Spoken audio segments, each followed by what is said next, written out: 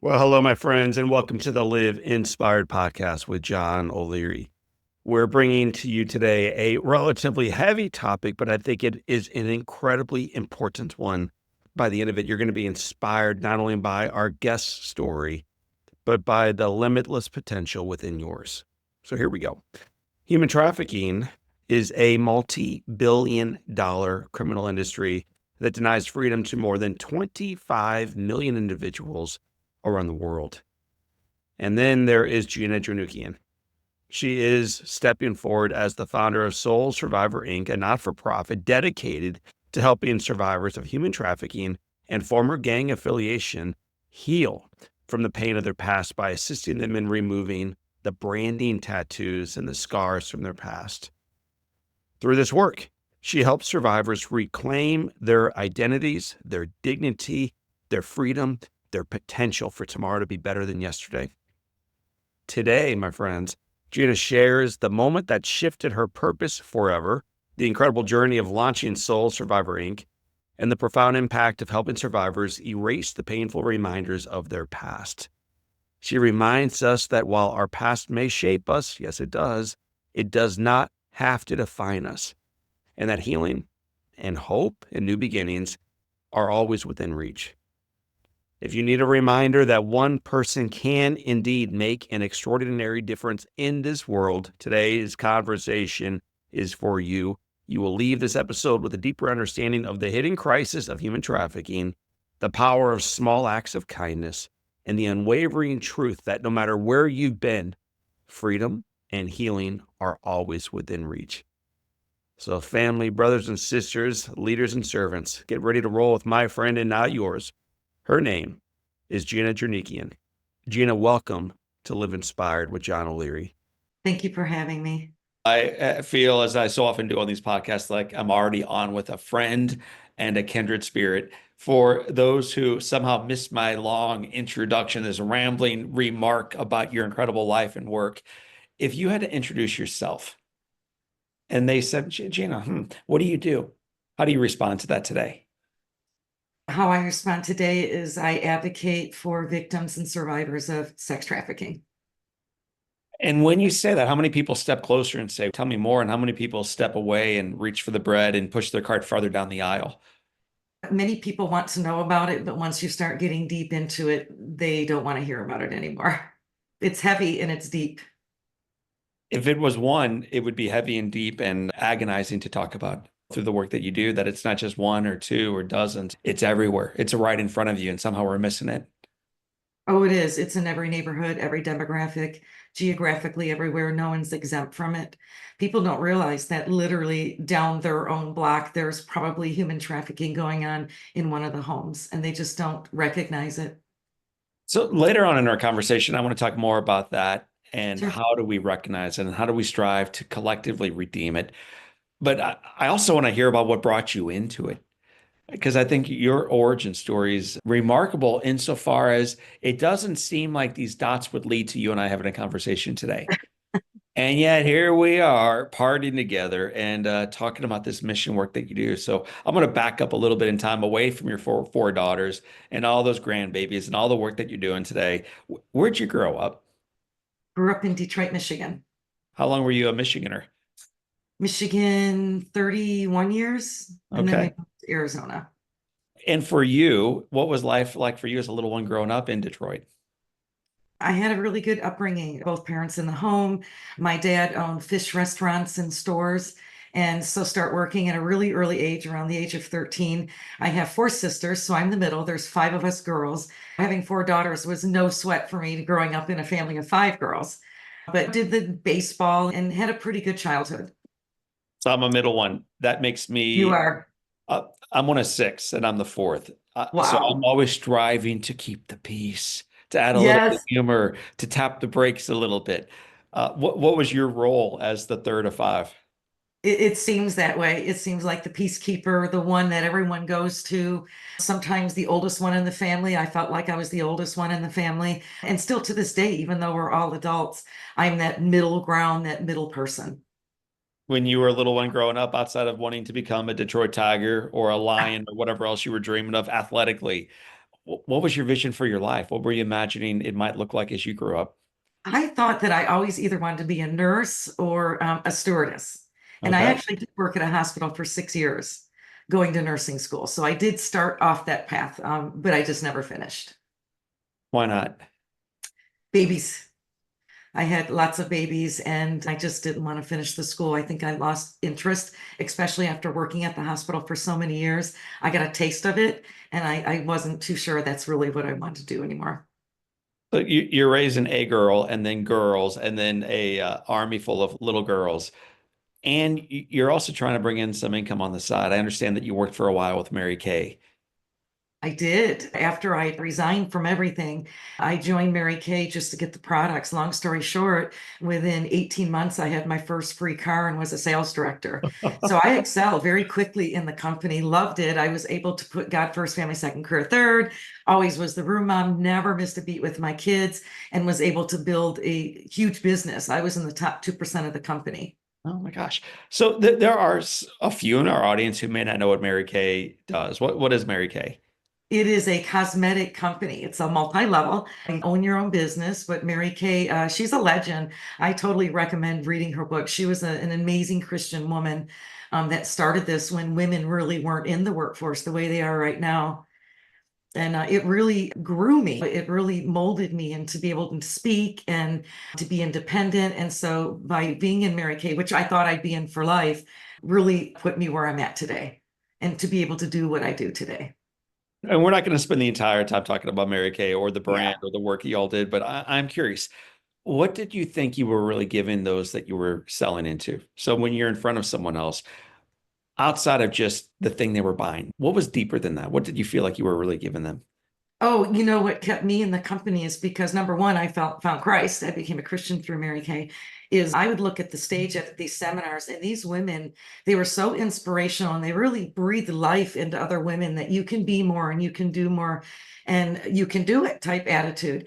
And I wanted to be that inspiration. It was really never about the money and the free cars for me.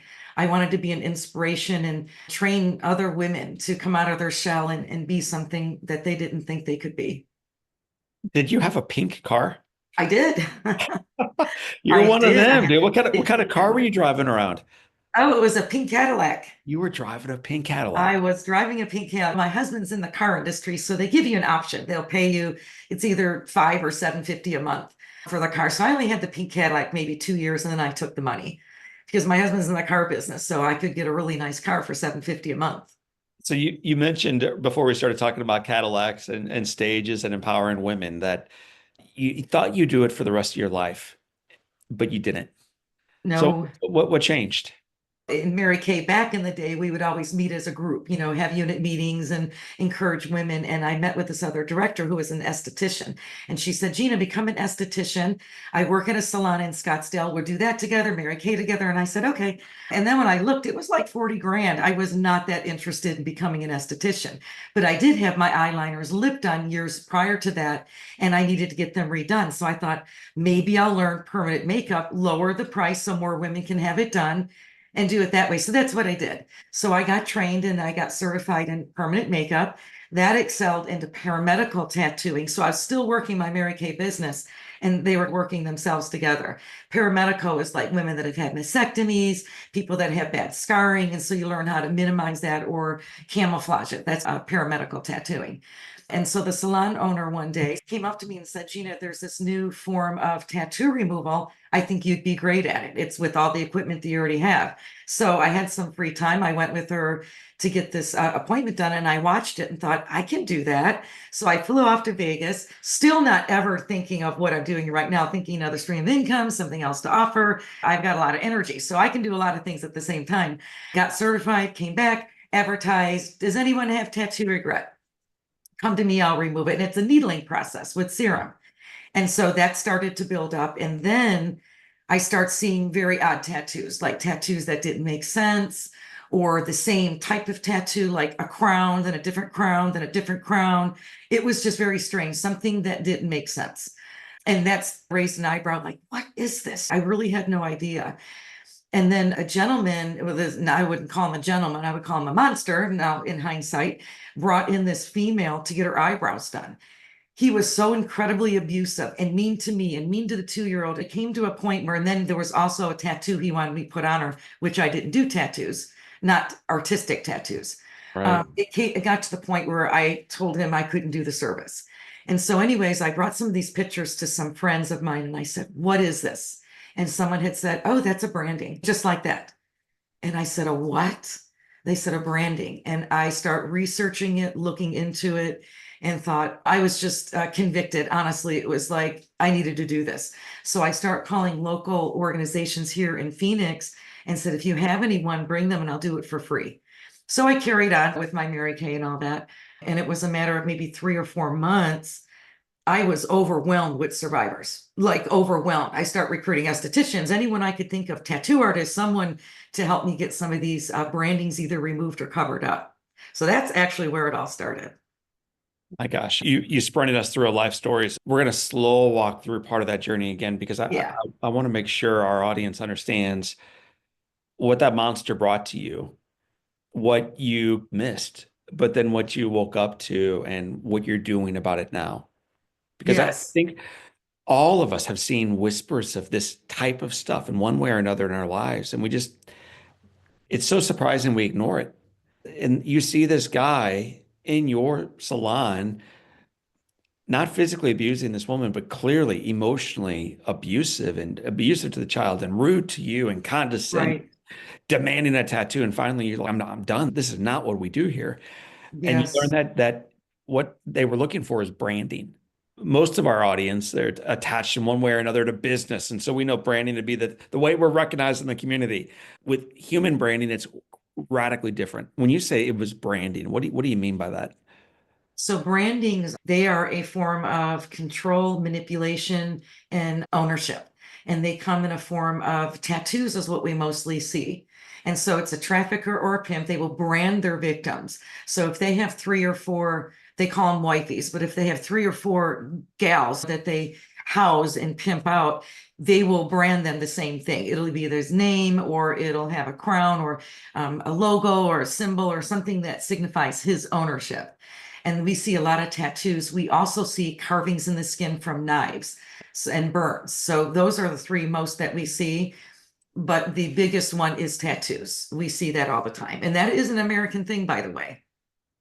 Do you know what leads these girls into your salon? That girl that you remember seeing and her 2-year-old son that you remember seeing. Mhm. Ultimately, what was it that took her away from wherever she was to end up in this position in life? There's a few different ways it happens. Familial, which is family, and I've seen most of it is that is the most common form of human trafficking is from the family. And so that's the dad, the mom, the uncle, the aunt. They'll traffic their children. They'll go to school during the day and they're trafficked at night. It's so disgusting and most people don't really understand it. And it's probably in their schools. I would say 99.9% it's in their schools and they just don't see it or recognize it. And then you have the Romeo, someone that hangs out at the malls or online and befriends someone. It's usually a cute young dude, maybe 18 to 20 something, and befriends someone. They become boyfriend, girlfriend. It doesn't matter how old the girl is and how young the girl is, how old the guy is. He captures her and she tells all. So he knows everything about her. And then eventually he turns and uses that against her, and then she's trapped. But she falls in love, basically. She falls in love with what she thinks is love. And you said, John, these guys have 4, 5, 6 Mhm. wifeys. I can understand falling in love with a bad guy. I don't understand how someone falls in love and stays in love and stays in that position with a lousy guy who also has 3 or 4 or 5 other Yeah. wifeys. Just, and I recognize, John, that it's a broken world we live in, man. Welcome to it. But help me and our audience understand what's going on right here. It's such a manipulation. You could ask the same question as why does someone stay in a domestic violence situation? We look at that with a normal thinking brain that's not abused and say, why would you stay? There's so many excuses why they say, and I believe it's 9 times they have to leave to actually finally leave. It's the Right. same thing for these girls. If it's a business that let's say there's 4 of them in a household, they have one girl that runs everything. She's called the bottom girl. So she makes the airline ticket, she books the hotel. It's literally a business. And these girls fight for that spot, believe it or not. It's so hard for us to conceive then why would you fight for more time with this guy that abuses you and sells you and beats you? But that's what happens. That's how it is in this household. You mentioned that whether it's a Romeo, some boyfriend, or a parent, that oftentimes these girls are young, oftentimes they're in schools. And you mentioned, John, it's probably your school. It's probably every single school. What is it that is taking place that we as teachers or parents or just ambassadors who care about something greater than our own interest at the end of the day, that we might pay closer attention to recognize this and raise a red flag when it needs to be raised? I'll tell you, fortunately, a lot has been done in the last decade, and especially Arizona. We have a lot of vice squads and meetings with teachers and police and stuff like that. But I think where they're missing it is the classrooms are big. They're 25, 30 kids, and they're just missing it. Maybe they think that this person is just shy. Or a lot of times when these young victims go to school, this is the only place they can thrive and be normal. So they're good students. They're A students. They love doing things, but they're not involved in any extracurricular activities. They don't go to overnights. So it's things like that we have to look at. And another key thing is, and this is really hard because if the parents are involved, can't call the parent, and that happens. They'll call the parent and say, this is what they're looking like, or this is what they're saying. And then the parent will come back and say, oh, she has bipolar, or she has, and it's the parent that's trafficking them. And it just seems so far-fetched, but it is so true. And that's what happens. How common is it, Gina? It's very common. US, I believe we're number one in trafficking. Yeah, my wife came home. She's an occupational therapist who works with kids with special needs in St. Louis as an OT, but she went to a continued ed program. And I think St. Louis is the fourth most human trafficked city in the country. And here we just go about grocery shopping and taking the kids out and baseball games on Saturdays, having no idea that this is everywhere around us. You bring up a good point because when people think of human trafficking or sex trafficking, they think of a drug addict on a corner, or their mind is something completely different. And this is the truth of it. When you're sitting at your child's dance recital, you might be sitting next to a victim that's watching her child in a dance recital. When we're grocery shopping, there might be the lady next in line. They blend right in. If you don't know what to look for, they literally blend right in. And sometimes you won't know, but So they're literally everywhere. going back to a story you shared a moment ago about the Mhm. monster who came in and clearly was abusive to his girl. Share with me the first time not only you saw the branding in front of you, but you realized, man, I can do something. I can remove this. What was that process like for you? I was excited because I'd been doing other removals along the way. And when I knew that I could just have them come in, and again, it wasn't ever about the money, have them come in for free, it was really exciting. And the look on their faces and just they could breathe without having to see this. Now it's multiple sessions, so it doesn't happen in one session. But even just going through the process, you could see that they could breathe. And for these survivors, it is a process for them. Sometimes it's very difficult for them to get this remover covered up because they're still tied some way. They feel like it's a betrayal, or they feel like they can't let go yet. It's just sometimes it's a really big process for them to even get it covered or removed. Tell me how the brand keeps them tied, tethered, and chained to that abuse. And then tell me, secondarily, how does removing that liberate them to take back their lives and live differently going forward? First, when you are branded by some guy Mhm. as theirs, how does that affect them emotionally and mentally in every aspect of life? And then, secondly, after going through your process and being cleansed, being made fully clean again, I mean, it's so like spiritual and faithful and Mhm. redemptive. How are they better because of it? So the branding process is also multifaceted. It's not as though they put someone on a tattoo chair and pin them down and do this. It's almost a reward for a lot of these girls. It's like they want to get it at the time. It's their reward. They did this and this to be able to get this and be a part of this. They're so incredibly brainwashed and manipulated. So at the time, typically it's not forced on them. And we do have, and we actually had one just come through the other day, her entire face is tattooed. She was one that it was forced upon.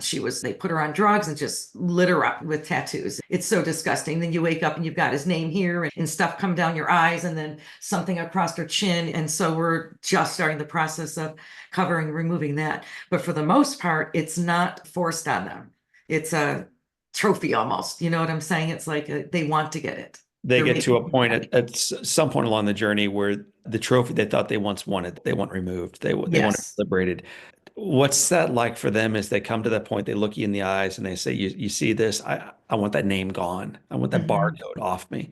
That is also, it's not a trick question, but there's so many different emotions. Sometimes they come in and they're nervous and they're jittery. And then sometimes they come in and they're so excited and can't wait to get this done. It depends on where they're at in their journey. But at the end of the day, the result is the same. Whether they came in nervous and emotional or angry or excited, the end result is the same. They're very excited. They're thrilled. If you looked at my website and we have some photos, I have a freedom wall and it's a tree and their handprints are on. And that's just Arizona. There's hundreds and hundreds on that tree, and that's just Arizona. Those are the ones that I've done. And when they put their handprints on that wall, they allow me to take a picture. I'm telling you, it's like life. Like this is part of their healing. Because Yes. every time they look at that, it brings them back to when they got it. Triggers them to everything else about that part of their past when it's extremely painful. They don't have to look at it anymore. So I'm glad you brought the Freedom Wall. I've been all over your website and Oh, followed your work, and I love that artwork. I love those hands, man. it's so cool. The vibrancy of it, it is so life-giving. And you see a picture of a beautiful girl from the back, Mhm. her hand up there, and you can't see her face, but you can see the joy. Yeah, You can sense the joy. And then you look around that tree, and there's, as you mentioned, hundreds of little hands representing yeah. leaves and lives that are beginning to be redeemed. Some of those, and I can't keep track of all of them, but I can point to them and I can tell you who they are. And if you look close enough, there are some tiny hands on that wall too. And it's just an emotional thing. It's just so emotional across the board, up and down with that. But really is beautiful. And if they got it covered, then they choose what they want to cover it with, something that's meaningful to them. Share with me a story or two about an individual. And I know you're not going to use names or specific locations, but sometimes when you talk in broad glances, we miss the real sacred of what's taken place. To the degree you can, share one example of a woman who approached you and walk us through that relationship. I've got a million stories, but this lady was a little bit older, so she was actually in a cult. There's a lot of satanic ritual, there's a lot of rings, like sex trafficking rings, those are real too. She was in one of those, so basically she was born into it. And her uncle actually tattooed everyone that he was selling and trafficking, and it was just a small blue dot over their hearts. And so she had it covered unprofessionally somewhere down the line in her life, and she came to me to get it removed. And just as I numbed her up and she was telling me the story of, sometimes they tell all, and it's something that when it comes firsthand, it's so shocking. It's just so unbelievably shocking. But as we were getting ready to go and I was starting to do it, she told me to stop. And I said, why? And she says, once you remove the first one, can I see the second one for one last time? So I thought that was odd, but she wanted to see that blue dot one more time before I completely removed it. I asked her why, and she said, because it'll be part of my healing, because for so long she just covered the blue dot. Now she's completely removing it. Mm. So that was interesting. You work with all these ladies and you have the proof of it on the Freedom Wall. Yeah. To work with guys, and I'm not going to have you go through all these stories, but I do want to hear two of them. I know you worked early in your career with a guy named Phil, a Navy SEAL. Oh, yes. Oh my gosh. That was so long ago. How did you even know about him? A gentleman never gives away his sources, so I will not tell you how Okay. I know these things, but I do know that you worked with this guy I who came in did. identified by a marking, and he had always assumed that's just who he is, and you were able to liberate him and remind him who he Yes. is. He was incredible. Oh, the stories he told. But yes, even men, we do have men survivors and boy survivors too, just the majority are female. But we also do work with ex-gang, ex-prison. So that's where Phil fell in with he had it on his fingers. And people grow up and they change. And to be identified as something or somebody that was your past is very hurtful. And so, yeah, that was really cool. He was literally, I think, probably one of my first I think he removal. was. Yeah, My understanding is he had 666 he across did. to show the world whose he was. Yes. And then he realized after living like that for a while, that is not at all whose he was. And you were able to wash him clean. It's a beautiful story. It's a beautiful work that you do.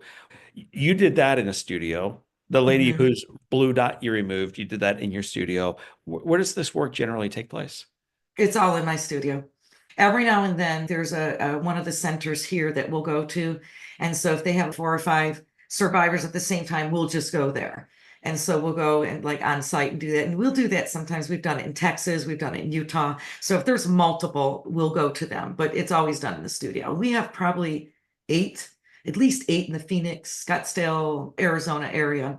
When It's when just, I first heard about you, I thought you were a Scottsdale, Phoenix, Arizona type girl. And then I followed you a little bit more closely. And this is a national movement now. it is. It started off here in Phoenix, and what had happened is advocates were calling. They heard about us. We weren't even a nonprofit then. They heard about me and said, "Can I come?" I'm like, "Of course." And they were driving 4 or 5 hours. Like there was no one. And so it just kept growing and growing. And I was like, oh my gosh, people are flying in and driving in. And so just really prayed about it and thought, I need to make a decision. That's actually when I quit Mary Kay. It was like one or the other. One's money and not all the money, but it was just different. I wore really nice suits and flew everywhere and trained hundreds of people, and it was really a cool job and got to inspire women. And the other one, I wasn't getting paid. It was extremely emotional, and I wasn't sure where it was going, but I knew it was growing, and I just felt God saying, "You're going that way. I put you here for 20 some years to mold you to do this." And so I did. I called the company and I resigned, gave back the car, gave up my customers, and that's what I do full time is Soul Survivor. Before I even go into the mission work anymore, I got to spend a minute talking about that because when you are climbing the ladder and the Mhm. ring is always one notch farther up, like the ring you think you want, it's just barely out of reach. But if you take this one and that, if you keep moving upward, eventually you get the brass ring. You were on that ladder for a while, and that doesn't make it a bad ladder. It doesn't mean Right. it's the wrong wall or on the wrong foundation, but you're climbing up that ladder of success. And then you look outward, and there is a completely different ladder, not affecting tens of thousands of women, but one. And then if you do that right, maybe one more. And then if you do that right, maybe one more. So what gave you the strength and the wherewithal to leap from a ladder you knew and the world knew? I'm telling you, dude, when you pull up in a pink car and it's a Cadillac and you look good and you get off the plane, it makes you feel good and it makes those around you look up to you. Yeah. You're leaving that for a completely different pursuit. That's bold. So talk about what allowed you to leap from one ladder onto this mission. Honestly, it was just trusting God's direction. That was it. I blindly just knew that I knew. As a matter of fact, I was at a seminar. So Mary Kay has big seminars. I don't know when it was, how many years ago, but I was flying home and I'm a journal. So I like to journal a lot. And I remember coming home, and this is Soul Survivor wasn't birthed yet, but I was doing the removals and it was growing at this time. I was flying home and I'm writing down all my notes. I'm so excited about this seminar. And something was overwhelming, just literally took over me. And I start not bawling, but just start crying. And I'm like, this is it. This is the year I'm going to be national, because national is the top of the top in Mary Kay. This is it. This is like the sign. I knew it. And even in my journal, I wrote this, and I wrote a few other things that actually came true. Something about Sydney. What is that opera house in Sydney? I was Yeah. under a white tent. I was witnessing or doing something. I have this all written down. And I get home to bazillion messages and emails, and I was like, it wasn't national sales director. It was just what was convicting me. This is what was overwhelming on the plane home. It was never about Mary Kay. And I'll tell you real briefly, a few years later, which was just a few years ago, I ended up, I don't know if you ever heard of Global Vision Bible Church with Pastor Greg Locke. We end up connecting. He had us, me, and some survivors go there, and he had me speak. This was a few years back. And when I was under that tent, I realized I'm under this white tent, which looks like a cathedral. I'm witnessing and talking and inspired. That's what it was. It was never Sydney. It was that, but that's why what I envisioned. It was just a 360. It was just crazy. So it's just trusting. And as beautiful as the Sydney Opera House is, the idea of being under a white tarp with survivors, sharing Yes. stories, sharing their hearts with people, all of us broken, reminding us that that past doesn't have to negatively define you. Like that, to me, that is such worthy mission work. The organization is called soulsurvivor.inc. Mhm. So you've been speaking a little bit about your individual work and individual folks that you've served. Talk more broadly now about where are you located geographically? How many folks did you serve last year?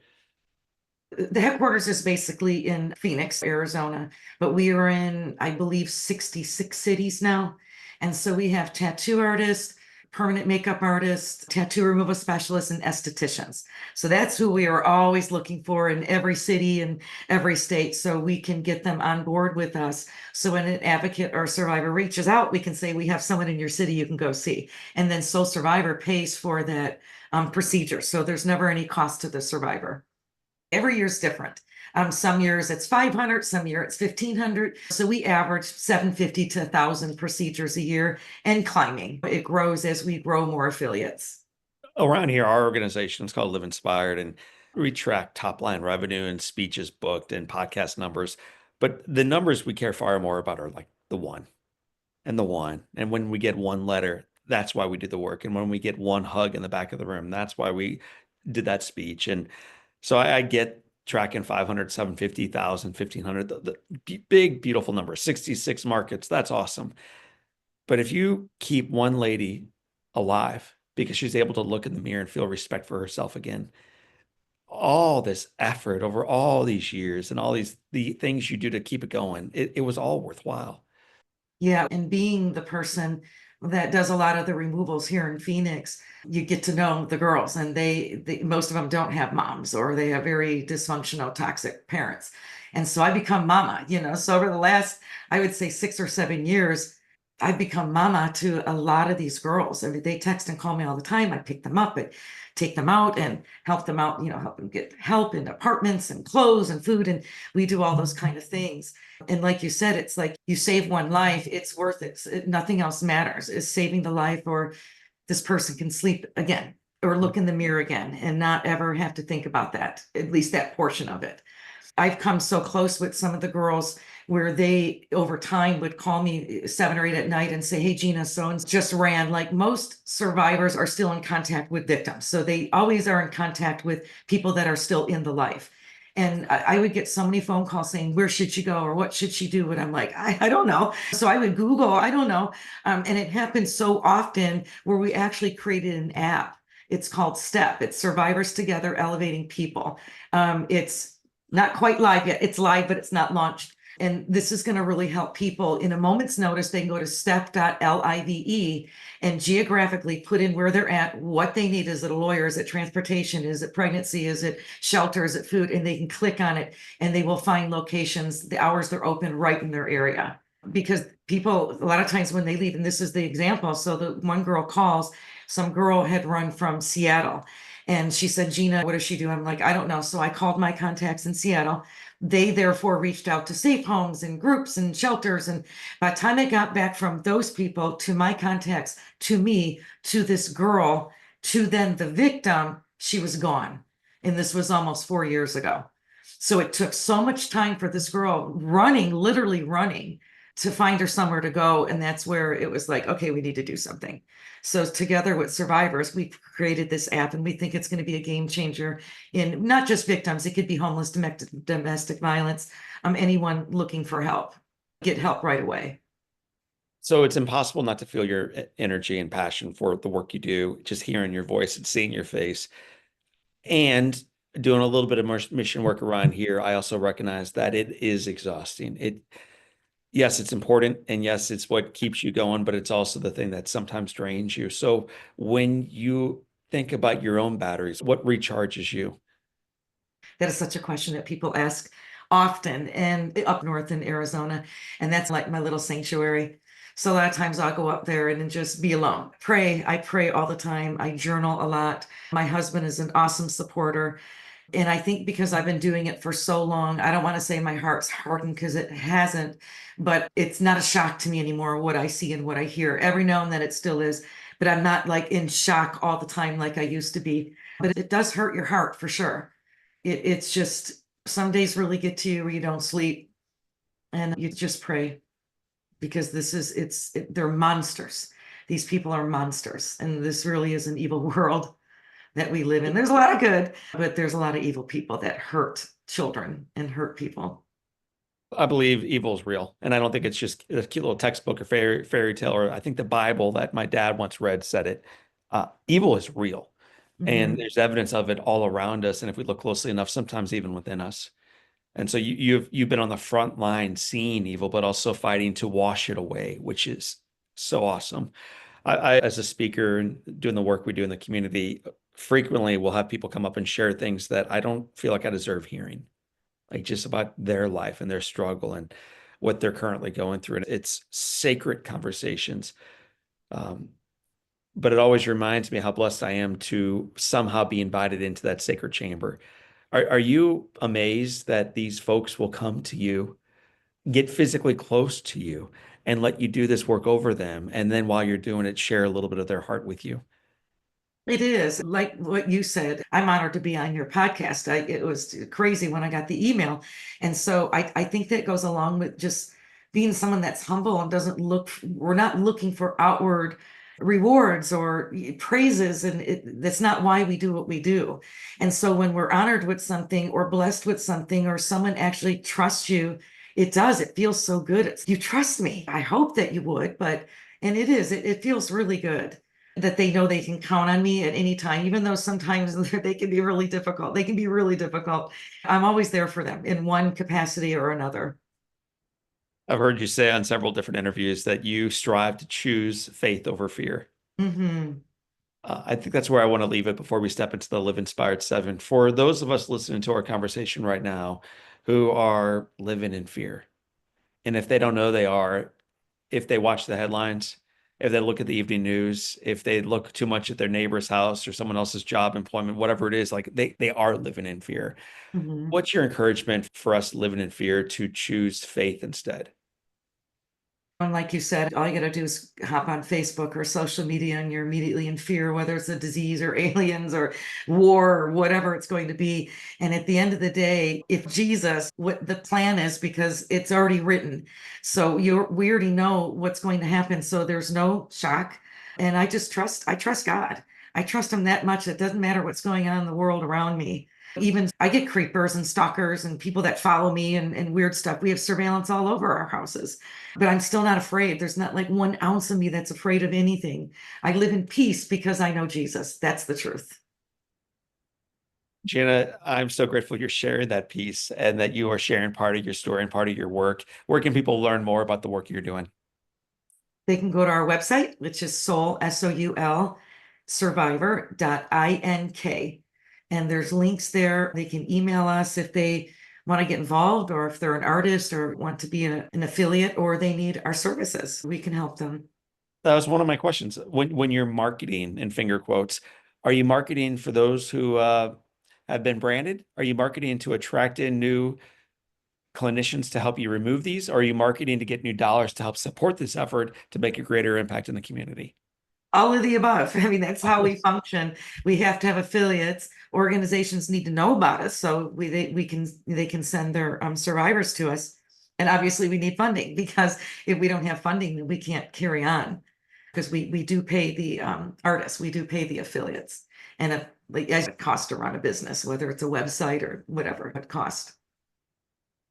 Or since you use the expression carry on, I think about someone who's been branded and how some days they probably find themselves almost unable to carry on.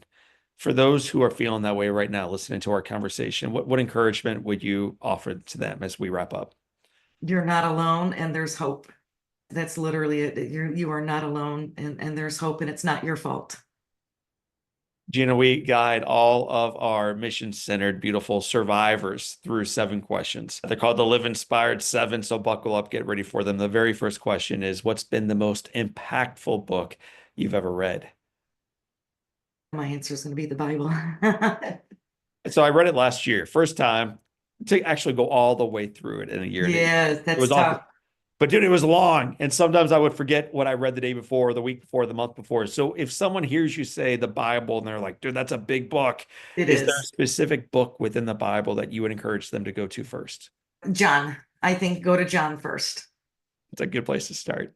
Yep. In the beginning. That's his first words out of the gate. In the beginning. What Yes, I just think it's the easiest book to start with. what's one positive characteristic or one positive trait that you possessed as a little girl growing up outside of Detroit that you wish you exhibited as brilliantly today? I don't know how to answer that. I'm trying to think of it. I think I've become better since I've grown, since I've grown up, I think I've become better. It's a good I'm so answer. sorry. I don't know how to answer that question. Well, the good news is this is not multiple choice and there are no wrong Okay. answers. So you got it right. And I think you're the first person to say what I would say to that little girl is I'm getting better. And that's a pretty cool thing to be able to say to her. So congratulations. If your home caught fire and your babies and grandbabies and animals and spouse are all out of the house safely and you have an opportunity of running in and grabbing one item, what's that one thing you would grab? My pictures and CDs. If you could sit on a bench on a gorgeous day and have a long conversation with anyone, living or deceased, who would you like to have next to you? My mom. What's the best advice mom or anyone else ever gave you? The best advice, probably work hard, stay positive. Is that for mom or just others? That was from my dad. My dad, we start working at a young age, but integrity, always have integrity. What would you tell yourself at age 20? Grow up. Like, girl, stop doing that. No, at age 20, oh, listen to someone that is older and mature. Listen to someone where you want to be one day, someone who you want to be like or inspired to be. Gina Jernukian, it has been said that all great people can have their lives summed up in one sentence. How would you like yours to read? The most important thing to me is God and family. They come first. I love my grandbabies and my kids, and I can't get enough of them.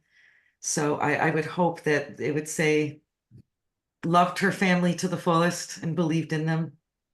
Gina, you loved your family well. You certainly love your God well, and you did so enough to jump off of one ladder and start building the foundation firm below other people's ladders.